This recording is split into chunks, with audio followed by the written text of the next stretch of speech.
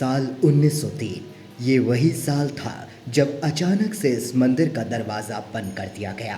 पर आखिर ऐसा हुआ क्यों? उड़ीसा की वो जगह और मंदिर का नाम कोणार्क सूर्य मंदिर। दोस्तों, आज हम बात करने वाले हैं कोणार्क मंदिर के मुख्य द्वार के बारे में, जो उसी वर्ष अचानक बंद कर दिया गया, जो पूरी तरह से रेत और बजरी से ढका हुआ था। इस घटना को लगभग 118 साल बीत चुके हैं, लेकिन भारत सरकार ने आज तक इस दरवाजे को नहीं खोला है। और जब भी लोग कोणार्क मंदिर जाते हैं तो मंदिर का मुख्य द्वार भक्तों को बंद दिखाई देता है। और तभी ये सब देखकर मन में ये सवाल आ जाता है कि यहाँ मंदिर का दरवाजा बंद क्यों है। अब इतना सब सुनने के बाद आप भी सोच में पड़ गए होंगे कि आखिर ऐसा क्यों है, क्या वजह होगी इन सब की। उड़ीसा के कोणार्क मंदिर के क्षेत्र में आप घूम तो सकते हैं, लेकिन इस मंदिर की भव्यता और रहस्य को अगर आप जानना चाहते हैं तो वो इस मंदिर के दरवाजे के अंदर छुपी है। काफी पुराने इस मंदिर में कई रहस्य हैं। ऐसा इसलिए क्योंकि यह मंदिर अभी भी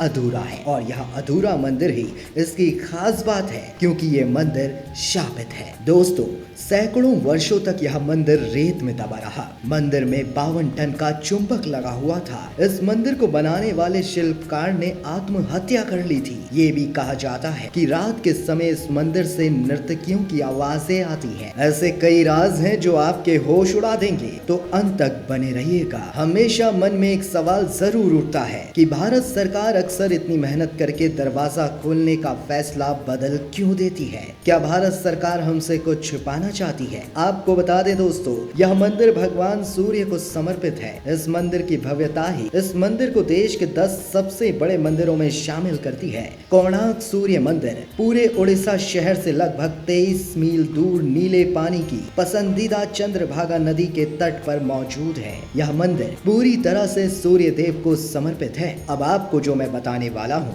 आपके होश उड़ा देगा। शिव का ये मंदिर इस तरह से डिजाइन किया गया है कि एक रथ के सामने 12 राक्षस हैं और उनके साथ शक्तिशाली बड़े घोड़े उनको खींच रहे हैं, और इस रथ पर सूर्य देव को बैठे हुए भी दिखाया गया है।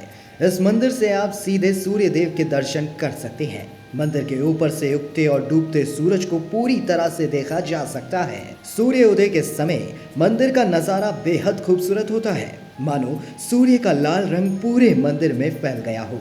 वहीं मंदिर के 12 चक्र वर्ष के 12 महीनों को परिभाषित करते हैं और हर दिन के 8 पहरों का प्रतिनिधित्व यानी जिक्र करते हैं। कोणार्क मंदिर के इन रहस्यों से आम लोग क्या वैज्ञानिक भी हैरान है।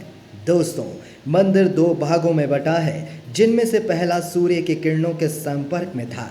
वहीं मंदिर की मूर्ति में कांच या हीरे जैसी धातु का इस्तेमाल भी किया गया है। अगर आप मंदिर की कलाकृति को ध्यान से देखेंगे तो इसमें इंसानों को हाथियों और शेरों द्वारा प्रताड़ित होते हुए दिखाया गया है।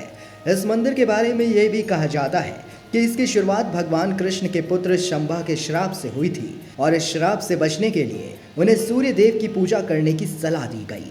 शंभा ने चंद्रभागा नदी के संगम पर 12 साल तक तपस्या की थी और सूर्य देव को प्रसन्न किया, और उनकी बीमारी ठीक हो गई। इसके बाद शंभा ने भगवान सूर्य देव का मंदिर बनाने का फैसला किया। बीमारी का पता चलने के बाद चंद्रभागा नदी में स्नान करते समय शंभा को सूर्य देव की एक मूर्ति भी मिली थी। इस मूर्ति को विश्वकर्मा जी ने बनाया था। शंभा ने मित्रावन में अपने द्वारा बनाए गए मंदिर में मूर्ति को स्थापित किया, और तब से इस जगह को पवित्र माना जाता है। ये भी कहा जाता है कि यहाँ आज भी नर्तकियों की आत्माएं आती है। मंदिर का निर्माण एक सैंडविच के रूप में किया गया है, जिसके बीच में लोहे की प्लेटों को मंदिर के खंभों में रखा गया है। यह भी कहा जाता है कि मंदिर के शीर्ष पर एक 52 टन का चुंबक रखा गया था, जिसे इन स्तंभों द्वारा संतुलित किया गया था। इससे भगवान सूर्यदेव की मूर्ति हवा में तैर रही थी, और इसे देखकर हर कोई हैरान रह गया था। कहा जाता है कि चुंबक को किसी विदेशी आक्रमणकारी ने तोड़ा था। ये भी कहा जाता है कि मंदिर के ऊपर रखे चुंबक के समुद्र से गुजरने वाली नावों और जहाजों को क्षतिग्रस्त कर दिया, जो लोहे से बने थे। इससे नाविकों को अपनी नाव को बचाने के लिए चुंबक को बाहर निकालना पड़ा। यह पत्थर केंद्रीय पत्थर के रूप में कार्य करता था, और इसके कारण मंदिर के अन्य सभी पत्थर संतुलन में रहते थे। इसे हटाने से स्तंभ का संतुलन बिगड़ गया और मंदिर को नुकसान पहुंचा। तो दोस्तों, आज की ये जानकारी आपको कैसी लगी हमें कमेंट करके ज़रूर बताइएगा। वहीं आपके कोई सवाल हैं तो ज़रूर पूछिएगा। वीडियो को लाइक और ज़्यादा से ज़्यादा शेयर और चैनल को सब्सक्राइब करना ना भूलिएगा।